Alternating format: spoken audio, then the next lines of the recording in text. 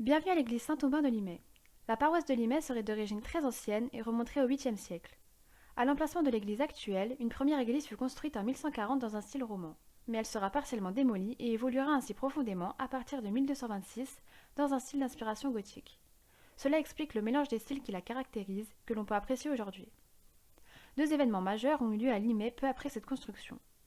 En 1261, le concile de Limay lancera la dernière croisade. L'évêque de Rouen fit ainsi le déplacement à l'église de Limay pour y lire la lettre du pape Clément VI et du roi Saint-Louis convoquant les chrétiens à la croisade. C'est au cours de cette dernière croisade que Saint-Louis trouvera la mort.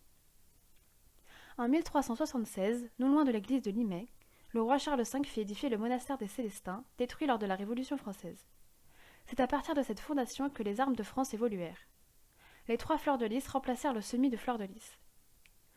L'église de Limay fut agrandie au XVIe siècle et subit d'importants travaux au cours du siècle suivant, sous Louis XIV.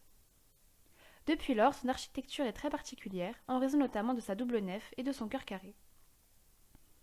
Entrez dans l'église, vous pourrez apercevoir à votre gauche une pierre tombale ornée d'inscriptions en hébreu trouvées lors de récentes fouilles. Elle est plus ancienne que l'église et daterait de 1500 ans.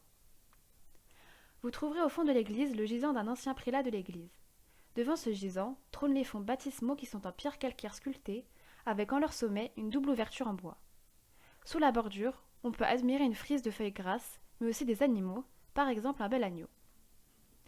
Non loin de là se trouve un ancien bénitier, avec en son sommet une coquille aux formes originales.